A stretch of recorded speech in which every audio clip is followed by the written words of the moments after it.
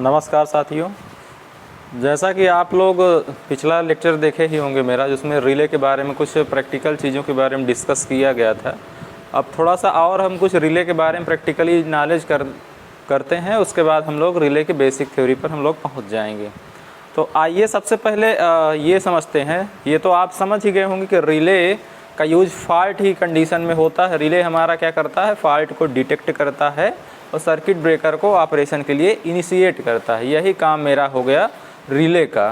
तो अगर मैं आपसे कहूं कि फ़ॉल्ट कितने टाइप का होता है, तो अगर जब फ़ॉल्ट की बात आती है तो कहा यह जाता है, देखिएगा, अगर लिखना चाहें तो लिख लें, बाकी मैं बेसिकली आपको केवल समझाने का ही प्रयास कर रहा हूं। एक जनरल चीज़ें समझिए।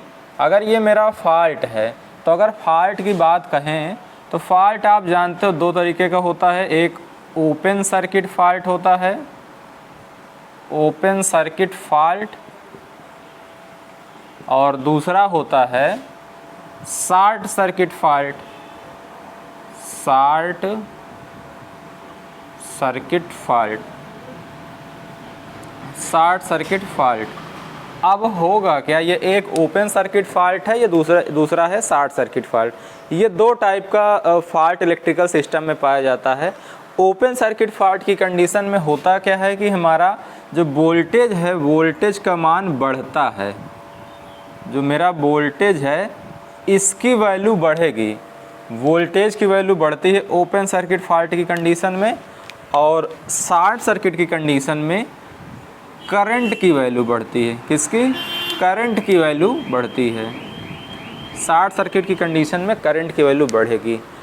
अब आपको मैं ये बताऊं कि ओपन सर्किट फ़ॉल्ट में अगर होगा तो मेरा वोल्टेज बढ़ेगा। अब वोल्टेज बढ़ेगा तो क्या नुकसान होगा, ये चीज़ समझते हैं।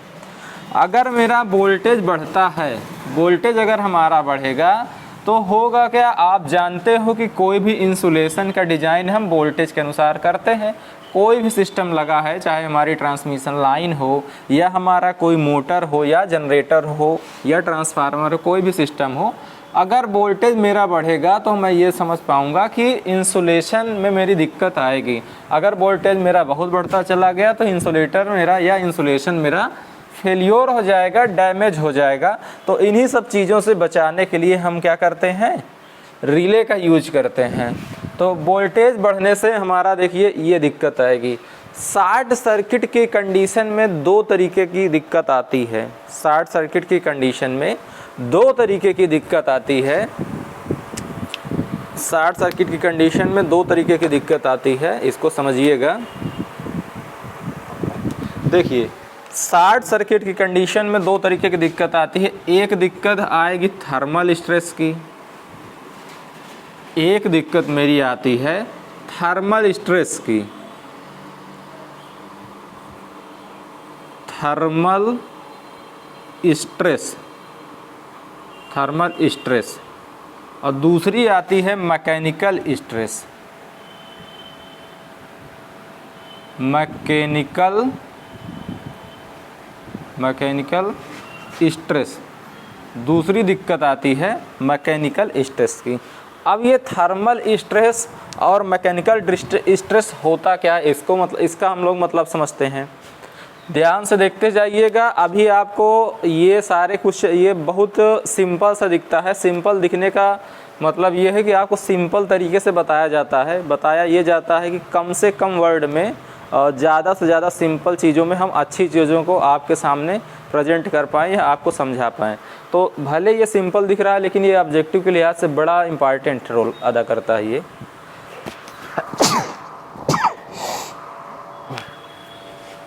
तो थर्मल स्ट्रेस के कारण होता क्या है, ये देखो। थर्मल स्ट्रेस के कारण हीटिंग इफ़ेक्ट होता है, या हम ये कहें हीट जनरेशन होता है। और हीट जनरेशन किसके कारण होता है, I स्क्वायर RT के कारण, I स्क्वायर RT। तो ये जो थर्मल स्ट्रेस है, आप यहाँ से देखो, ये थर्मल स्ट्रेस किसके समानुपाती है, ये समानुपाती है I स्क्वायर के।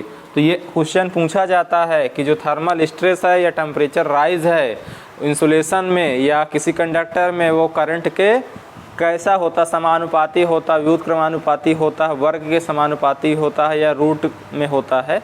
तो इस चीज़ को आप समझ पा रहे होंगे। हीट जनरेशन है I²RT होता ही है। थर्मल स्ट्रेस हमारा करंट के वर्ग के समानुपाती होगा। और इससे हमारा नुकसान क्या होगा, इससे हमारा नुकसान क्या होगा ये समझते हैं। ड्यू टू हीट जनरेशन क्या नुकसान होगा? हीटिंग ऑफ कंडक्टर या मेल्टिंग ऑफ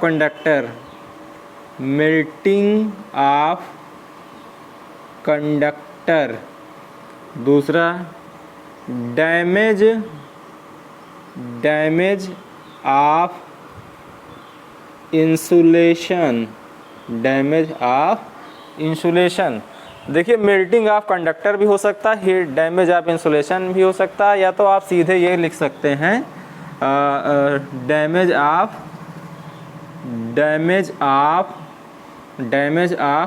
इलेक्ट्रिकल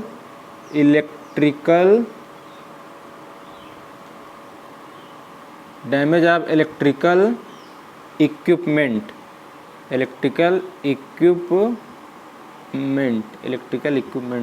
थोड़ा छोटा हो गया, शायद दिख नहीं रहा होगा, मैं बोल रहा हूँ उसको वैसे लिख लीजिएगा।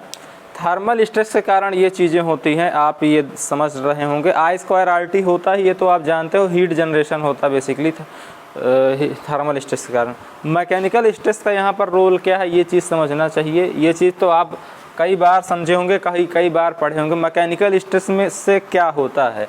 मैकेनिकल स्ट्रेस से होता ये है कि मान लीजिए आपका कोई भी सिस्टम है, चाहे अल्टरनेटर हो, ट्रांसफार्मर या ट्रांसमिशन लाइन ही हो, तो अगर ट्रांसमिशन लाइन में कुछ भी हो, मान लीजिए एक कंडक्टर ये है और एक कंडक्टर ये है ना, दोनों कंडक्टर में क्या फ्लो हो रही है? करंट फ्लो हो रही है।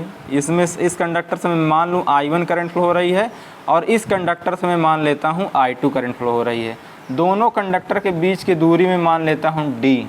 तो फोर्स बिटवीन कंडक्टर क्या आ जाएगा? फोर्स बिटवीन कंडक्टर मेरा हो जाएगा A proportional I1 I2 upon D²। ये आप पढ़े होंगे, अगर जब कोई पैरेलल कंडक्टर है और उसमें करंट फ्लो होती है तो उसमें जो हमारा फोर्स होता है ये कुछ ऐसा होता है। अब देखो, अगर मैं करंट की वैल्यू को समान मान लूँ तो F बराबर मेरा क्या हो जाएगा? I² upon D²। यहाँ से मैं ये देख पा रहा हूँ F प्रोपोर्शनल टू I²। तो यहाँ से आप ये समझो, कभी कभी पूछा जाता है ना कि थर्मल स्ट्रेस करंट के किस समानुपाती होता है या व्युत्क्रमानुपाती होता है। तो ये चीज़ समझो, जो आपका मैकेनिकल स्ट्रेस है वो भी करंट के वर्ग के समानुपाती होगा। जो आपका मैकेनिकल स्ट्रेस है वो भी करंट के वर्ग के समानुपाती होगा, है ना। तो इस मैकेनिकल स्ट्रेस से होता क्या? इस मैकेनिकल स्ट्रेस के कारण होगा क्या? जब इन दोनों कंडक्टर के बीच फोर्स अप्लाई होगा और ये फोर्स है करंट के वर्ग के समानुपाती। अगर जब ये फोर्स अप्लाई होता है, फोर्स अप्लाई होने के कारण ये दोनों कंडक्टर क्या है? डिसलोकेशन इनमें आ जाता है। डिसलोकेशन के कारण ये क्या हम ये कह सकते हैं कि सिस्टम मेरा डैमेज हो गया। एक उदाहरण के तौर पर हम ये समझाते हैं कि मान लीजिए हमारा कोई फुल लोड कोई सिस्टम है, इसकी अगर फुल लोड करंट, इसी चीज़ को समझाया जा रहा है, फुल लोड करंट हम मान के चलते हैं I एम्पियर है। अगर शॉर्ट सर्किट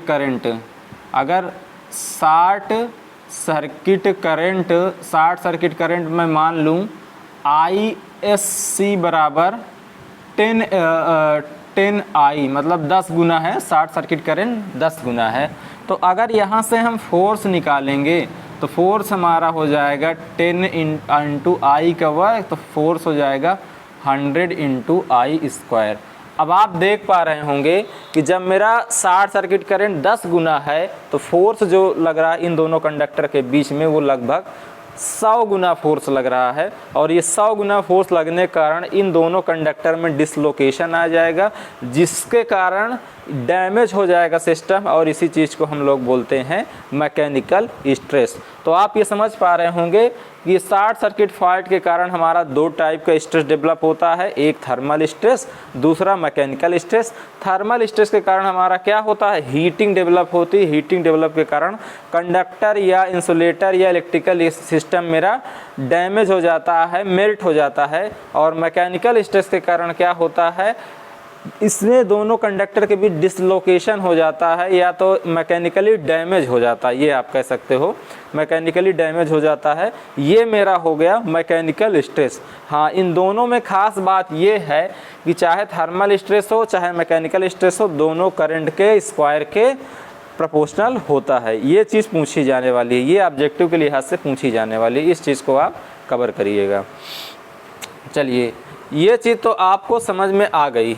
अब हम लोग आगे थोड़ा सा बढ़ेंगे और आगे की चीज़ों को भी समझते हैं।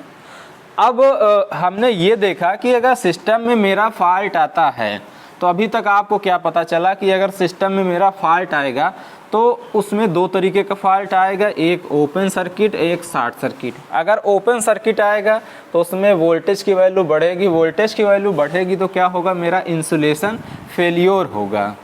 तो ये तो हुई ओपन सर्किट की बात। मेरी बात को ध्यान से सुनिएगा, मैं बहुत सही चीज़ बोल रहा हूँ, बहुत इंपॉर्टेंट चीज़ बोल रहा हूँ। और मैंने बताया कि ओपन सर्किट फॉल्ट आएगा, फॉल्ट दो तरह टाइप का आएगा, एक ओपन सर्किट, एक शॉर्ट सर्किट। अभी हम सिमेट्रिकल की बात कर ही नहीं रहे हैं, वो हम ओपन सर्किट और शॉर्ट सर्किट की बात कर रहे हैं। तो ओपन सर्किट के केस में वोल्टेज की वैल्यू मेरी बढ़ जाती है, वोल्टेज की वैल्यू मेरी बढ़ जाती है ओपन सर्किट के केस में। ओपन सर्किट के केस में वोल्टेज की वैल्यू हमारी बढ़ जाएगी। वोल्टेज आप जानते हो कि इंसुलेशन की डिज़ाइन हम वोल्टेज के अनुसार करते हैं। अगर वोल्टेज की वैल्यू बढ़ेगी तो क्या होगा, इंसुलेशन मेरा डैमेज हो जाएगा। तो इस चीज़ से हमको बचना चाहिए। दूसरा है मेरा short circuit condition. Short circuit condition के कारण होता क्या है, एक थर्मल स्ट्रेस डेवलप होता है, एक मैकेनिकल स्ट्रेस डेवलप होता है। थर्मल स्ट्रेस के कारण हीटिंग इफेक्ट होता है, इसके कारण कंडक्टर या इंसुलेटर इलेक्ट्रिकल इक्विपमेंट हमारा डैमेज हो सकता है। और मैकेनिकल स्ट्रेस के कारण क्या होता है, मैकेनिकल स्ट्रेस के कारण मैकेनिकली डिसलोकेशन आ जाता है, दोनों कंडक्टर के बीच में डिसलोकेशन आ जाता है। तो इसी को हम बोलते हैं मैकेनिकली डैमेज। तो चाहे इलेक्ट्रिकल स्ट्रेस हो और चाहे मैकेनिकल स्ट्रेस हो, दोनों करंट के स्क्वायर के प्रोपोर्शनल है, इस चीज़ को आप ध्यान दीजिए। अब आप, ये तो रही फॉल्ट की बात, हमारा फॉल्ट कैसे आता है। अब मान लो ये फॉल्ट आया, तो इस फॉल्ट को दूर करने के लिए भी तो हमारे पास कोई सिस्टम होना चाहिए।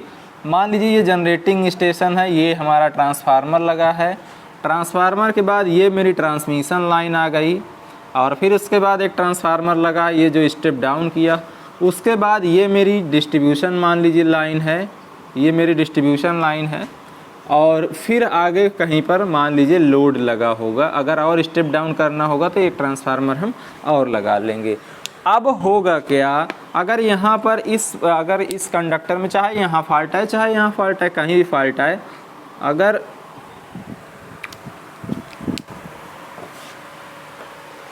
मान लो कि यहाँ पर मेरा कोई फॉल्ट आया, अगर यहाँ पर मेरा फॉल्ट आएगा, फॉल्ट आने के कारण अभी मैं मान के चल रहा हूँ शॉर्ट सर्किट आया है ना। जब शॉर्ट सर्किट आया और शॉर्ट सर्किट के कारण शॉर्ट सर्किट की कंडीशन में होता क्या है, शॉर्ट सर्किट की कंडीशन मान लीजिए आ गई। शॉर्ट सर्किट की कंडीशन में होता क्या है, आपको हमने बताया है कि करंट की वैल्यू बढ़ती है और करंट की वैल्यू बढ़ती है। और एक चीज़ आप ध्यान दीजिए, अगर करंट की वैल्यू यहाँ पर बढ़ जाएगी तो वोल्टेज ड्रॉप हो जाएगा।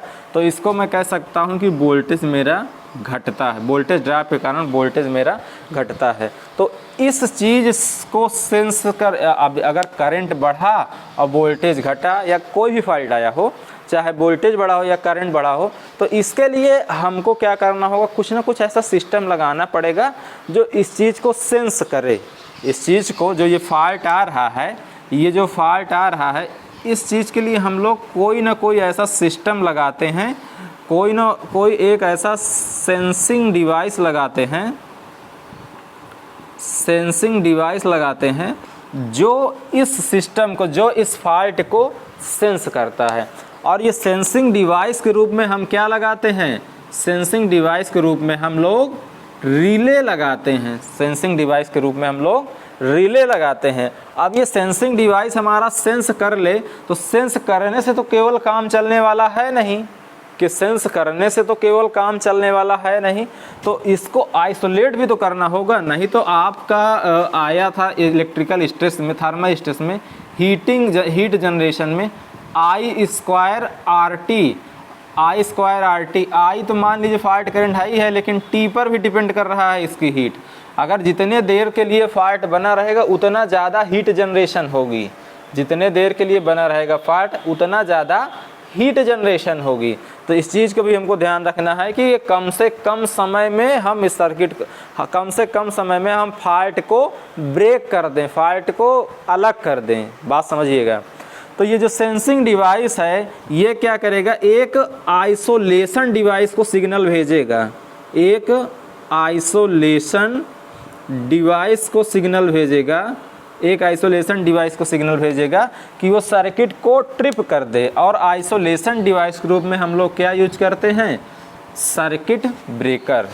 यही तो हुआ ना, कोई सिस्टम है, सिस्टम में मेरा फॉल्ट आया, और जब फॉल्ट आया, फॉल्ट के बाद एक सेंसिंग डिवाइस लगा रहेगा जो उस फॉल्ट की कंडीशन को सेंस करेगा कि फॉल्ट आया या नहीं आया। तो फॉल्ट के सेंसिंग डिवाइस के रूप में हम रिले लगाते हैं। ये सेंसिंग डिवाइस अगर जब सेंस कर लिया फॉल्ट आ गया, तो ये सेंसिंग डिवाइस कमांड भेजेगा आइसोलेशन डिवाइस को।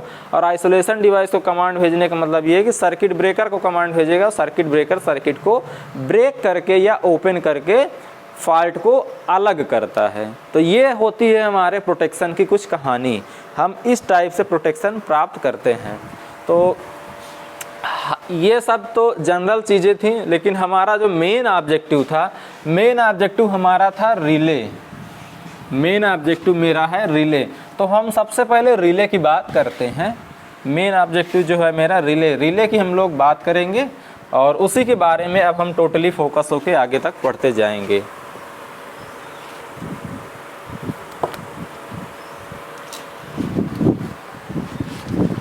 रिले के बारे में तो पिछले क्लास में तो बता ही दिया गया है, लेकिन फिर भी आप चाहो तो लिख सकते हो।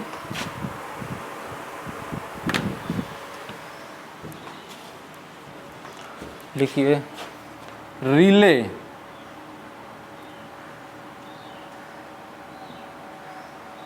रिले के बारे में आपको बताया जा चुका है। अगर आप चाहो तो लिख सकते हो।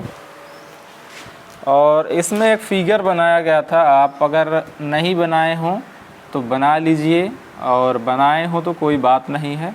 लेकिन अब मैं इस फिगर की डिटेलिंग में बहुत नहीं जाऊंगा।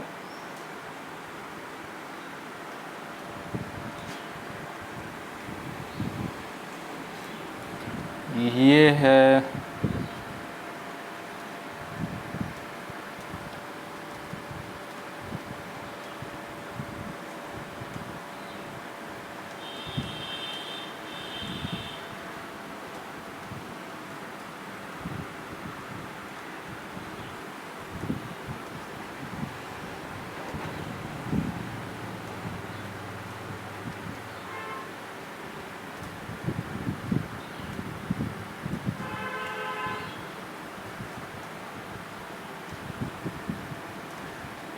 ठीक है। ये मेरा सर्किट ब्रेकर हुआ, ये मेरा सीटी हुआ,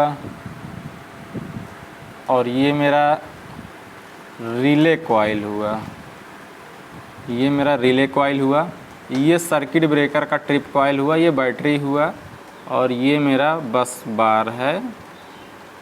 और ये तो लोड की ओर जा रहा है, मैं मान लूँ कि यहाँ कहीं पर फॉल्ट आया। तो ये फिगर आप बना लीजिए। इसके बारे में ब्रीफिंग हम कर ही चुके हैं।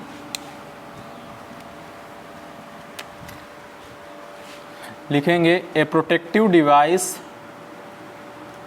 ए protective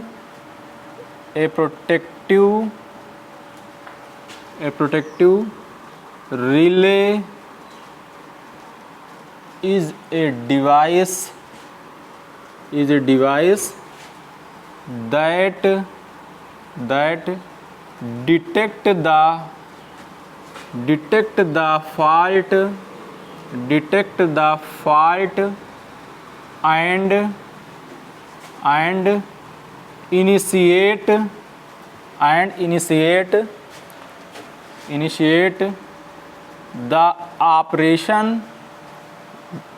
initiate the operation of circuit breaker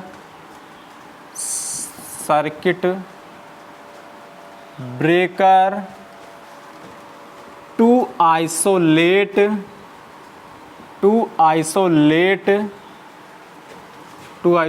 the faulty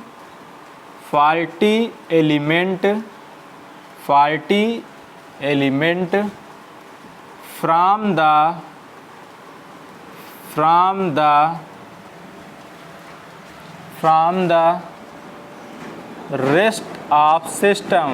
rest of system। Protective relay एक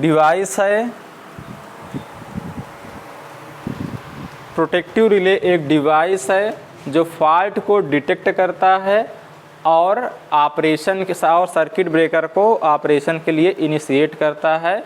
और सर्किट ब्रेकर क्या करता है? फॉल्टी एलिमेंट को आइसोलेट करता है पूरे रेस्ट ऑफ सिस्टम से। बस जो हमारा सिस्टम है उससे फॉल्टी एलिमेंट को आइसोलेट करेगा सर्किट ब्रेकर। अब अगली हेडिंग डालिए fundamental requirement of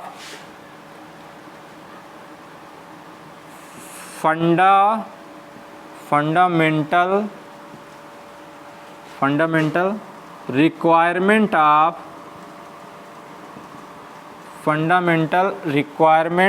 of protective relaying।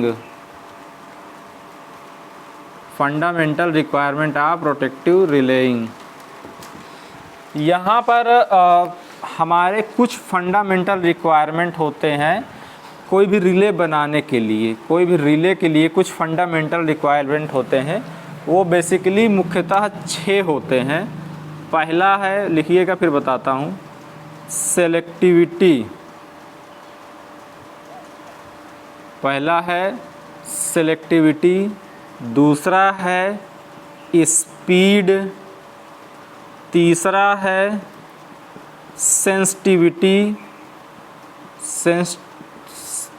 है सेंसिटिविटी, चौथा है मेरा रिलायबिलिटी और पांचवा है सेलेक्टिविटी।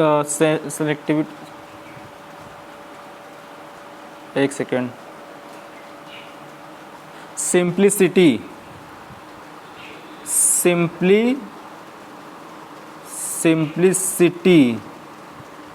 और छठा है मेरा इकोनॉमी या कास्ट। लिख दीजिए, इकोनॉमी लिखिए, कास्ट लिखिए। ये किसी भी रिले के लिए 6 फंडामेंटल रिक्वायरमेंट हैं। ये किसी भी रिले के लिए 6 फंडामेंटल रिक्वायरमेंट हैं। और इसको आप चाहो तो कास्ट की जगह इकोनॉमी लिख दो, तो इकोनॉमी ज़्यादा अच्छा वर्ड है, इकोनॉमी। हाँ, ये किसी भी रिले के लिए 6 फंडामेंटल रिक्वायरमेंट्स हैं। ये 6 फंडामेंटल रिक्वायरमेंट होना ही चाहिए। हम जब कोई भी रिले यूज कर लेंगे, या मान लीजिए मेरे पास कोई रिले नहीं है, अब मैं रिले बनाना चाहता हूँ, तो रिले बनाना चाहता हूँ तो उसमें 6 फंडामेंटल रिक्वायरमेंट का मैं ध्यान दूंगा। ये फंडामेंटल रिक्वायरमेंट्स हैं, ये तो रहेंगे ही रहेंगे। उसके बाद और भी चीज़ें हम ऐड कर सकते हैं, ये फंडामेंटल रिक्वायरमेंट है selectivity, speed, sensitivity, reliability, simplicity, economy. ये 6 फंडामेंटल रिक्वायरमेंट हैं। और मैं आपको बता दूं, इससे अक्सर क्वेश्चन पूछा जाता है किसी भी पेपर में। और जहाँ तक मुझे याद है कि जब मेरा यूपीपीसीएल का जेई का पेपर हुआ था, तो इसमें से एक क्वेश्चन पूछा गया था। उसमें 4 ऑप्शन दिया गया था। 4 ऑप्शन में से ये पूछा गया था कि इनमें से कौन सा रिले का गुण नहीं है। तो 3 इसका दे दिया था, चौथा कहीं बाहर से दे दिया था। तो ये बड़ा इम्पॉर्टेंट महत्वपूर्ण चीज़ है तो बहुत आसान चीज़, लेकिन है बड़ा महत्वपूर्ण चीज़।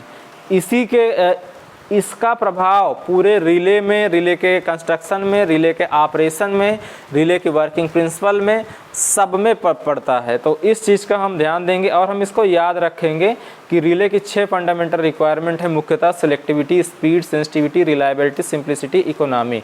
अब हम लोग क्या करेंगे, ये जो फंडामेंटल रिक्वायरमेंट्स हैं इनकी बातों, इनका क्या मतलब है, इनको एक एक करके हम लोग समझेंगे कि फंडामेंटल रिक्वायरमेंट जैसे कहा सिलेक्टिविटी, तो इस सिलेक्टिविटी का मतलब क्या हम समझें। जो फंडामेंटल रिक्वायरमेंट है मेरी, सिलेक्टिविटी है या कुछ भी है, स्पीड है, इसका हम क्या मतलब समझें, इसको हटाते हैं फिर हम लोग आगे बढ़ते हैं।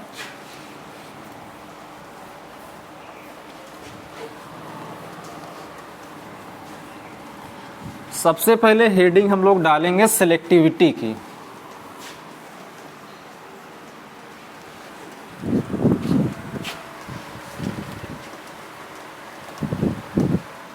सिलेक्टिविटी का ये है,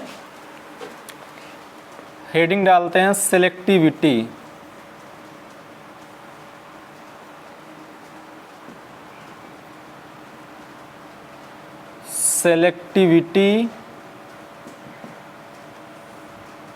सेलेक्टिविटी का देखो एक प्रैक्टिकल मतलब ये समझो कि ये मान लो कोई सप्लाई जा रही है ये, ठीक है, और ये सप्लाई गई, यहाँ पर रिले एक लगा, रिले जहाँ भी रहेगा वो सर्किट ब्रेकर रहेगा, बिना सर्किट ब्रेकर के रिले का कोई मतलब नहीं है। और फिर मान लो इधर से कोई फीडर ये गया, इधर से कोई फीडर ये गया, फिर यहाँ पर एक रिले लगा हुआ है, और फिर आगे ये फीडर ऐसे जा रहे हैं, ये ऐसे जा रहा है, और फिर आगे रिले ये यहाँ पर लगा हुआ है, और ये मान लीजिए ये कुछ ऐसे लोड, ये कुछ ऐसे लोड, ये ऐसे जा रहे हैं।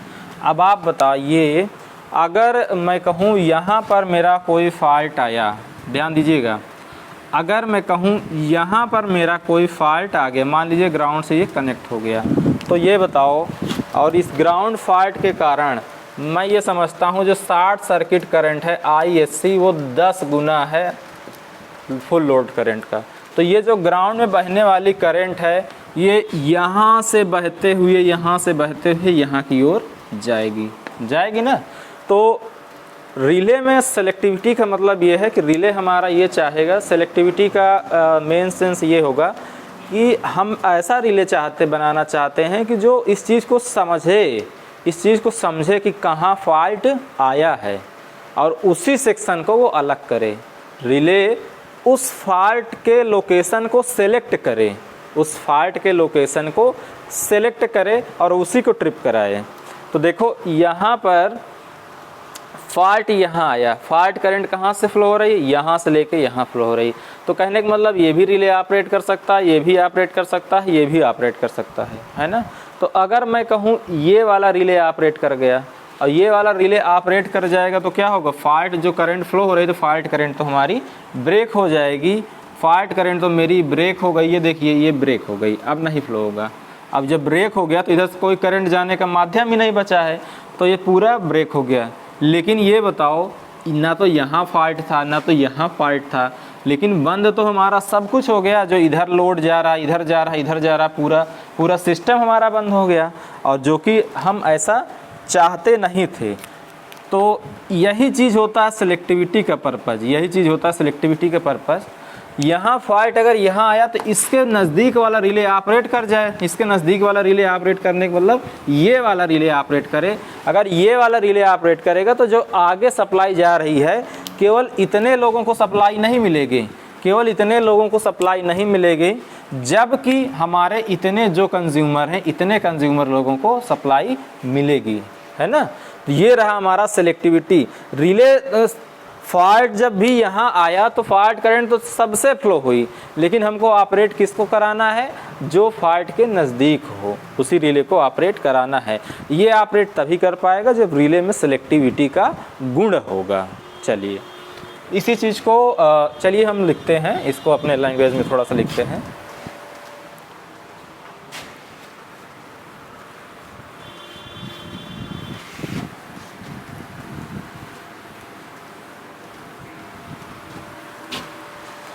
लिखिएगा रिले में ऐसा गुण होना चाहिए, रिले में पहला इसका पॉइंट लिखिए,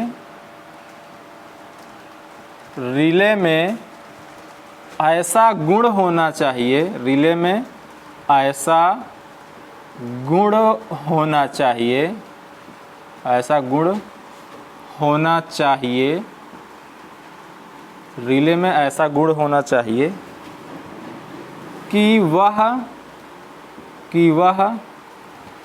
फॉल्टी सेक्शन को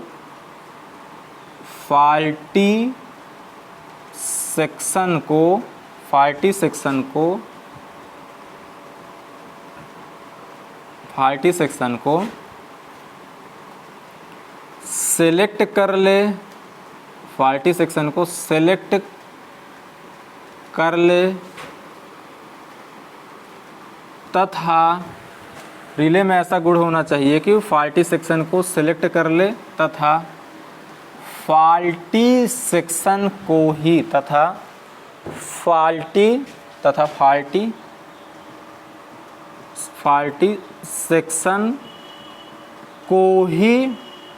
फॉल्टी सेक्शन को ही सिस्टम से अलग करे, फॉल्टी सेक्शन को ही सिस्टम से अलग करे।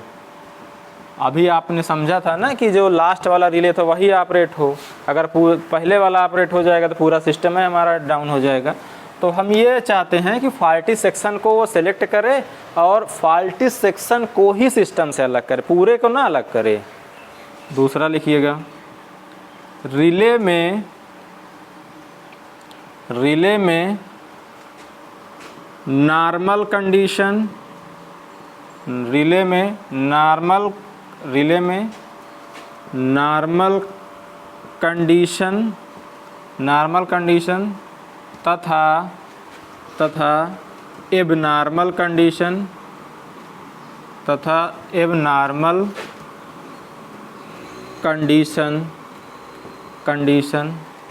समझने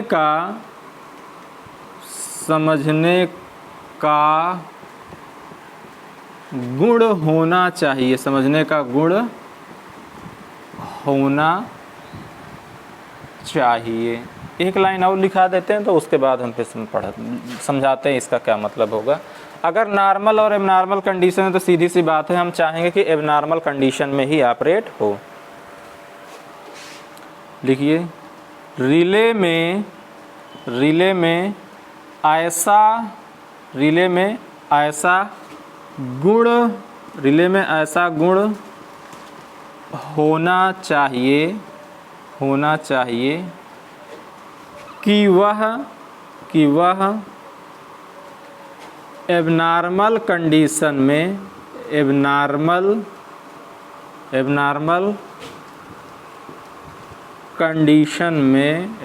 कंडीशन में ही ऑपरेट करे। इसका मतलब क्या होगा, नॉर्मल कंडीशन और एबनॉर्मल कंडीशन ये समझो। अभी हमने ये बताया था कि ये हमारा रिले लगा है, इधर ऐसे लोड हमारे जा रहे हैं, फिर यहाँ पर एक रिले लगा, फिर ये ऐसे लोड, ये सब लोड कनेक्ट हैं, फिर ये लोड कनेक्ट है, फिर ऐसे लोड कनेक्ट है, ये रिले है और ये लोड कनेक्ट है। अब मैं आपको ये बताना चाहता हूँ कि मैंने ये कहा कि नॉर्मल कंडीशन और एबनॉर्मल कंडीशन, इसमें ये गुण होना चाहिए। अब ये बताओ, ये मान लीजिए सब में लोड कोई लगा हुआ, सब लोड से कनेक्ट है, नॉर्मल कंडीशन में सब लोड से कनेक्ट है, तो इसमें कुछ ना कुछ तो करंट फ्लो होगी कि नहीं होगी, कुछ ना कुछ तो करंट फ्लो होगी। मान लीजिए आई एम्पियर की कोई करंट फ्लो हो रही है, तो अगर जब इसमें फॉल्ट आएगा तो इसमें ये शॉर्ट सर्किट करंट फ्लो होगी। मान लीजिए ISC बराबर 10I लगभग 10 गुना। तो देखो दोनों कंडीशन में तो करंट ही फ्लो हो रही है ना। जब मेरी नॉर्मल कंडीशन थी तो I एम्पियर फ्लो हो रही थी, लेकिन जब इसमें फॉल्ट आ गया, इसमें जब फॉल्ट आ गया तो कौन सी करंट फ्लो हो रही है? एबनॉर्मल करंट फ्लो हो रही है। ISC बराबर 10I, लगभग 10 गुना करंट फ्लो हो रही है फुल लोड का। तो यहाँ बताने का ये पर्पज़ है कि नॉर्मल कंडीशन और एबनॉर्मल कंडीशन को ये समझे, क्योंकि दोनों कंडीशन में करंट ही फ्लो हो रही है। बस एबनॉर्मल कंडीशन में अंतर ये आया कि करंट की वैल्यू इसमें काफ़ी ज़्यादा बढ़ गई। तो ये रिले में ऐसा गुण होना चाहिए कि इस चीज़ को वो समझ पाए, नहीं अदरवाइज वो नॉर्मल कंडीशन में ही ऑपरेट कर जाए, करंट फ्लो हो तो ऑपरेट कर जाए, ऐसा नहीं होना चाहिए। रिले में ऐसा गुण होना चाहिए कि नॉर्मल कंडीशन और एबनॉर्मल कंडीशन को वो समझ पाए, और जब एबनॉर्मल कंडीशन आए तभी सर्किट को वो ऑपरेट करे। ये होता है सिलेक्टिविटी का पर्पज़। और जहाँ पर फॉल्ट आए कि उसी सिस्टम को वो अलग करे, पूरे सिस्टम को मत अलग करे, नहीं तो टोटल सप्लाई ब्रेक हो जाएगी। सिलेक्टिविटी नाम से ही स्पष्ट है कि जिस पार्ट में फॉल्ट आए, देखिए हमारा जो ट्रांसमिशन नेटवर्क की अगर मैं बात करूं, ट्रांसमिशन नेटवर्क मेरा बहुत बड़ा होता है, ट्रांसमिशन नेटवर्क मेरा बहुत बड़ा होता है और सब एक दूसरे से जुड़े होते हैं। जब आपको मैं बस बार प्रोटेक्शन या सब स्टेशन प्रोटेक्शन बताऊंगा तब थोड़ा सा उसमें डिटेल में बताऊंगा। अभी बस केवल सुन लीजिए, अगर मान लीजिए नहीं समझ में आ रहा है तो घबराने की बात नहीं है, उस टाइम डिटेल में आपको बताया जाएगा। अब दूसरा आप लिखोगे स्पीड, दूसरी हेडिंग थी ना स्पीड, तो दूसरी हेडिंग लिखो स्पीड।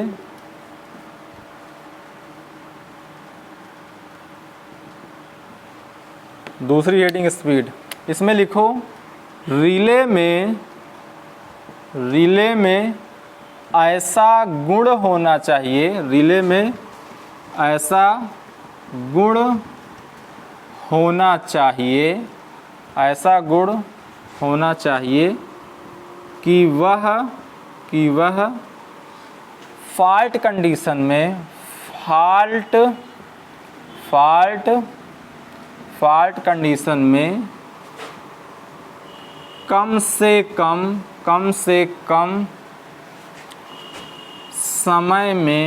कम समय में ट्रिप करा दे। किसको कराएगा? सर्किट ब्रेकर को ट्रिप करा दे। ये होना चाहिए स्पीड। और होता एक आप जान लीजिए, फॉल्ट क्लियरिंग टाइम बराबर होता है, फॉल्ट क्लियरिंग टाइम बराबर होता है relay time plus breaking time, या सर्किट ब्रेकर टाइम लिख देते हैं, relay time plus circuit breaker time. कहने का मतलब ये हुआ, सर्किट ब्रेकर तो कुछ ना कुछ टाइम लेता ही है, साथ ही साथ रिले भी रिले भी ऑपरेट होने के लिए कुछ ना कुछ टाइम लेता है। वो टाइम कैसे लेता है? मान लीजिए ये जो आपको अगर याद हो पिछले लेक्चर का, हमने कुछ ऐसा डिस्क बनाया था और यहाँ पर आपका एक मूविंग कॉन्टैक्ट लगाए थे, और हमने ये बताया था कि यहाँ पर एक हमारा फिक्स कॉन्टैक्ट लगा होता है और ये जाके सर्किट ब्रेकर के मान लीजिए ट्रिप कॉइल से लगा हुआ, ये सर्किट ब्रेकर का ट्रिप कॉइल है उससे लगा हुआ। तो ये जब फॉल्ट आएगा डिस्क घूमेगी, जब डिस्क घूम के कुछ ऐसे घूम के जाएगी, इसमें जुड़ेगी तो कुछ तो टाइम लेगा ही ना, तो यही कहलाता है रिले टाइम। और इसमें ऐसा स्पीड होना चाहिए कि फॉल्ट की कंडीशन में कम से कम समय में ट्रिप करा दे। रिले में ऐसा गुण होना चाहिए, अगर नहीं कराएंगे तो आप जान ही रहे हो कि I² RT से T की वैल्यू जितना बढ़ेगी उतना ज़्यादा थर्मल स्ट्रेस होगा, उतना ज़्यादा डैमेज होगा। अगर हम बहुत कम समय में ऑपरेट करा देंगे फॉल्ट की कंडीशन में तो कोई डैमेज ही नहीं होगा हमारा सिस्टम।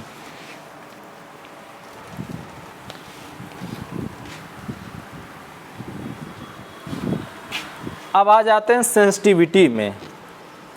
सेंसिटिविटी में पहले हेडिंग डालते हैं, सेंसिटिविटी।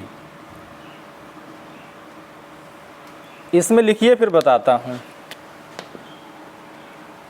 रिले में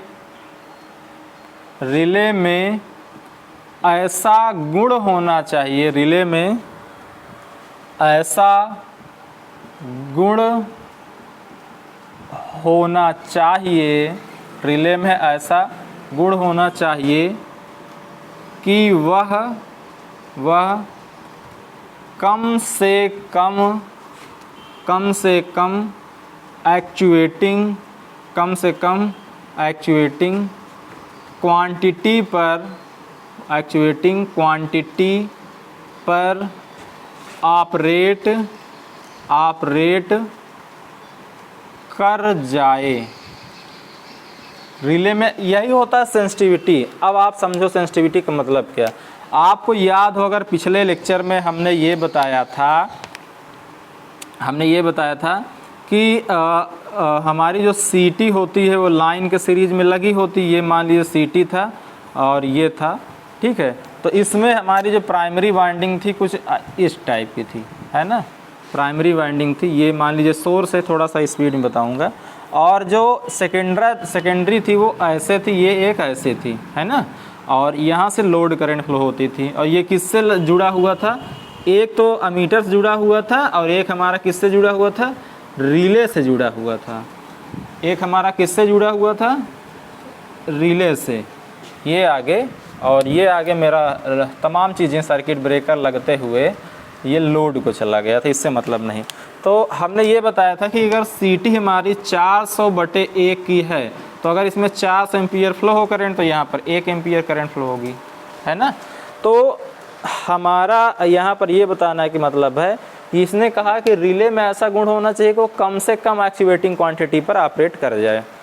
तो हम ये चाहेंगे कि जो हमारा यहाँ पर लोड लगा है, जो मेरा ये लोड लगा है, इस लोड की जो करंट है, फुल लोड करंट जो है वो है 400 एम्पीयर है। अगर 400 एम्पीयर की जगह 410 एम्पीयर आ गया तो इसका मतलब करंट की वैल्यू बढ़ जाएगा ना। तो हम ये चाहते हैं कि अगर 400 अगर थोड़ा सा भी ज़्यादा आए, अगर मान लीजिए 400 की जगह 410 एम्पीयर करंट फ्लो होगा तो इधर 1 एम्पीयर से ज़्यादा करंट फ्लो होगी। अब 1 एम्पीयर ज़्यादा चाहे जितना पॉइंट में आ जाए, अभी उसके जिक्र नहीं करेंगे। तो अगर थोड़ा सा भी वैल्यू बढ़ेगी तो वो ऑपरेट करना चाहिए, इस रिले को ऑपरेट करना चाहिए। यही चीज़ कहलाता है सेंसिटिविटी। ये नहीं कि अगर 400 एम्पीयर की करंट है तो इसमें जब तक 800 एम्पीयर करंट ना फ्लो हो, यहाँ 800 एम्पीयर करंट जब तक ना फ्लो हो, अगर यहाँ 800 फ्लो होगा तो यहाँ 2 एम्पीयर फ्लो हो, तब ये ऑपरेट करे, तो ये सिस्टम कहलाएगा। ये कम सेलेक्टिव है। सेलेक्टिव और सेंसिटिव, कम सेंसिटिव है। सिस्टम हमारा सेंसिटिव वही होता है जो कम से कम एक्चुएटिंग क्वांटिटी पर ऑपरेट कर जाए। मतलब कि जितनी वैल्यू हमने सेट किया है उससे अगर थोड़ा सा भी अधिक आए तो रिले ऑपरेट कर जाए। हमने सेट क्या किया था 400 एम्पीयर का, अगर वो थोड़ा सा अधिक मान लीजिए 410 आ जाए, उस पर ऑपरेट कर जाए, तो ये हम कहेंगे सेंसिटिव है, ज़्यादा सेंसिटिव है। चलिए, ये तो हमने करंट के रूप में समझा दिया, लेकिन रिले के लिए हमारा करंट और वोल्टेज दोनों का हम ध्यान में रखते हैं। दोनों में ध्यान में रखते हुए हम इसकी सेंसिटिविटी डिसाइड करते हैं। या तो मैं ये कहूँ कि जो रिले की सेंसिटिविटी होती है वोल्टेज और करंट दोनों पर डिपेंड करती है। तो ये कह सकते हो आप रिले की सेंसिटिविटी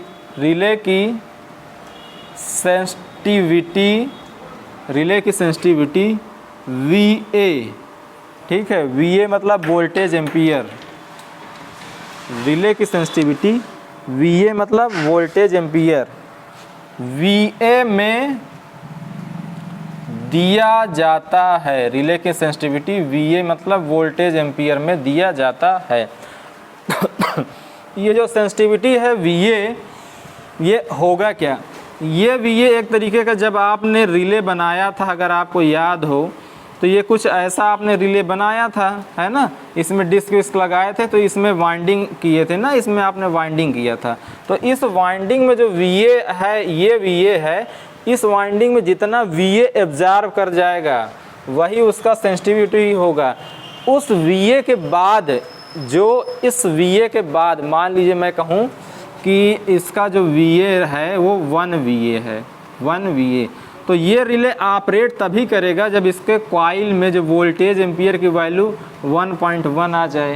ये 1 तक ऑपरेट नहीं करेगा, 1.1 आ जाए, 1.2 आ जाए, या 2 आ जाए, या 3 आ जाए, या 4 आ जाए, ये कुछ भी आ जाए, तभी ये ऑपरेट करेगा, तभी ये ऑपरेट करेगा। और एक चीज़ और जान लीजिए, अगर एक रिले की रेटिंग VA रेटिंग या VA सेंसिटिविटी 1 VA है, दूसरे की 2 VA है, एक की 1 VA दूसरे की 2 VA है, तो जिसकी सेंसिटिविटी, जिसकी वैल्यू कम होगी, जिसकी वैल्यू कम होगी वो ज़्यादा सेंसिटिव होगा, जिसकी वैल्यू कम होगी वो ज़्यादा सेंसिटिव होगा। तो ये जो 1 VA वाला है 2 VA की अपेक्षा ये ज़्यादा सेंसिटिव होगा।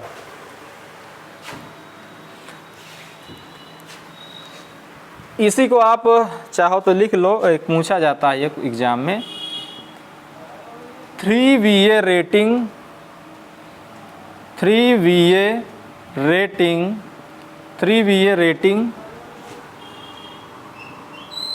की तुलना में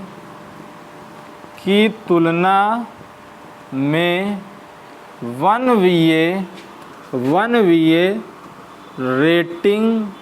VA रेटिंग का रिले ज़्यादा सेंसिटिव होता है, ज़्यादा सेंसिटिव होता है, ज़्यादा सेंसिटिव होता है ना। चलो, सेंसिटिविटी तो आप समझ गए होंगे। अब हमारा आगे अगला था रिलायबिलिटी। रिलायबिलिटी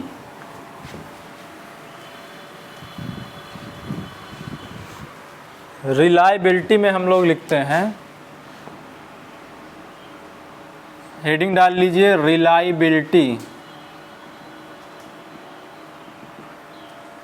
रिलायबिलिटी का मतलब हमारा ये होता है कि जो रिले के लिए हमने डिज़ाइन किया है, जो कंडीशन हमने बताया है उस कंडीशन में वो ऑपरेट कर जाए, यही हमारी रिलायबिलिटी या भरोसा होता है कि हमने बताया है कि इतने एम्पियर पर इसको ऑपरेट कर जाए तो ये ऑपरेट कर जाए। जैसे हमने कहा कि अगर फुल लोड करंट 400 एम्पियर है तो हमारा कहने का मतलब ये 400 से अगर कुछ भी प्लस आया तो रिले ऑपरेट कर जाए, यही कहलाएगा रिलायबिलिटी। या तो इसको ऐसे हम लैंग्वेज में लिख सकते हैं, the ability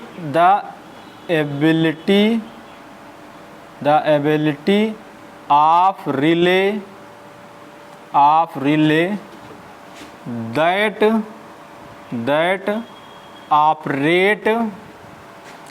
that operate under predetermined value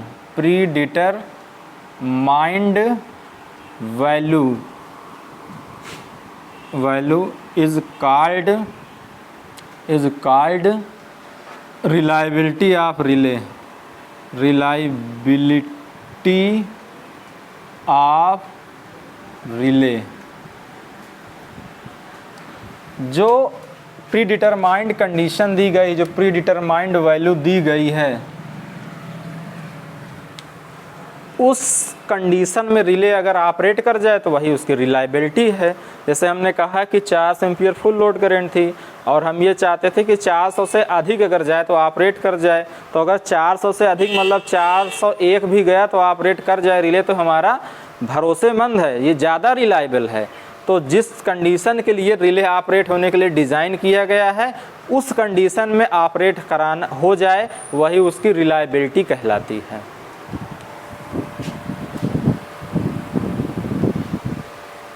चलिए, अगला है हमारा सिंप्लिसिटी।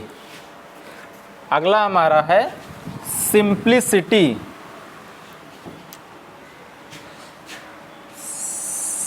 सिंप्लिसिटी देखिए, सिंप्लिसिटी ये हर जगह लागू होता है। जो सिस्टम जितना सिंपल होगा, चाहे रिले हो, चाहे ट्रांसफार्मर हो, चाहे सर्किट ब्रेकर हो, चाहे घर का ही कोई इक्विपमेंट हो, जो सिस्टम जितना सिंपल होगा, जिसमें जितना कम से कम पार्ट लगा होगा, उसमें उतना कम से कम मेंटेनेंस होगा, या उतना कम से कम वो या उतना अधिक वो भरोसेमंद होगा, या उतना अधिक रिलायबल होगा। जिस सिस्टम में जितना कम से कम एलिमेंट लगा होगा उसमें उतना कम से कम मेंटेनेंस की ज़रूरत होगी। या मैं कहूँ कि जो सिस्टम जितना ज़्यादा सिंपल होगा वो उतना अधिक वो उतना मतलब उसमें कम से कम मेंटेनेंस होगा। जो सिस्टम जितना ज़्यादा सिंपल होगा उसमें कम से कम मेंटेनेंस की ज़रूरत होगी। तो हम यही चाहते भी हैं कि कम से कम मेंटेनेंस की ज़रूरत पड़े। तो हम कैसा चाहेंगे कि रिले हमारा सिंपल, ज़्यादा से ज़्यादा सिंपल बने, उसमें ज़्यादा कॉम्प्लिकेशन ना आए। यहाँ पर लिखो रिले जितना अधिक सिंपल होगा, रिले जितना अधिक सिंपल होगा, रिले जितना अधिक सिंपल होगा उतना कम मेंटेनेंस की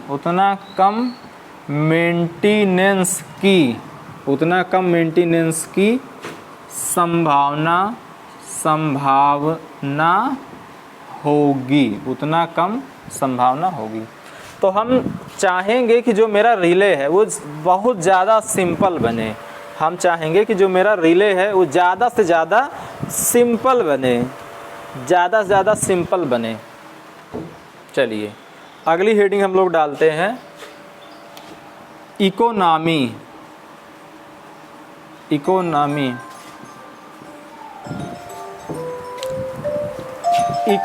में मैं आपको बता दूं, इकोनॉमी में होता है, हम चाहते हैं कि कम से कम लागत का बने। और आप जान लीजिए जो भी प्रोटेक्टिव सिस्टम लगाया जाता है हमारे सिस्टम का टोटल कास्ट का 5% से ज़्यादा नहीं आना चाहिए। जो हमारा प्रोटेक्टिव सिस्टम हमने लगाया, मान लीजिए हमने ट्रांसफार्मर के लिए प्रोटेक्टिव सिस्टम लगाया, तो जो प्रोटेक्टिव सिस्टम है उसकी लागत 5% से अधिक नहीं आना चाहिए। यही है इकोनॉमी का पर्पज़। तो इसको लिखेंगे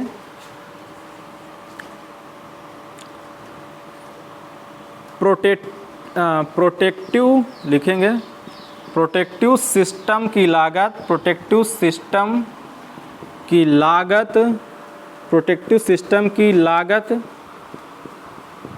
टोटल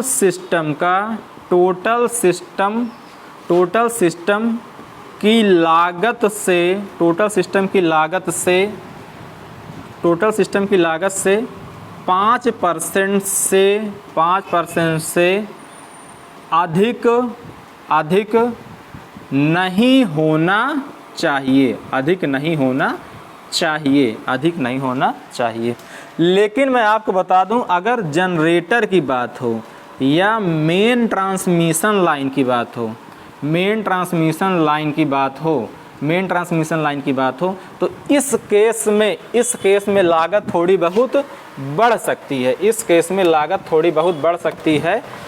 बाकी अदर केस के लिए हम जो प्रोटेक्टिव सिस्टम है उसकी लागत 5% से अधिक हम लोग नहीं होने देते हैं। तो ये थी हमारे कुछ रिले की बेसिक फंडामेंटल रिक्वायरमेंट, जो किसी भी रिले की डिज़ाइन में, किसी भी रिले के ऑपरेशन के लिए बहुत ज़्यादा ज़रूरी है। ये बेसिक फंडामेंटल रिक्वायरमेंट है, तो ये होना ही चाहिए। बाकी उसके बाद अदर जो रिक्वायरमेंट है वो और भी हम फुलफ़िल कर सकते हैं। चाहे जितना छोटे से छोटे सिस्टम के लिए प्रोटेक्टिव रिले बनाया जाए, चाहे बड़े से बड़े सिस्टम के लिए प्रोटेक्टिव रिले बनाया जाए, सभी सिस्टम के जो हम रिले यूज करेंगे उस सभी रिलों में ये हमारा फंडामेंटल रिक्वायरमेंट होना ही चाहिए, और ऐसा हम लोग बनाते हैं। तो ये कुछ आज रिले की बेसिक चीज़ें थी, और आज की क्लास में यहीं पर एंड करता हूँ। थैंक यू, आप सभी का बहुत बहुत धन्यवाद।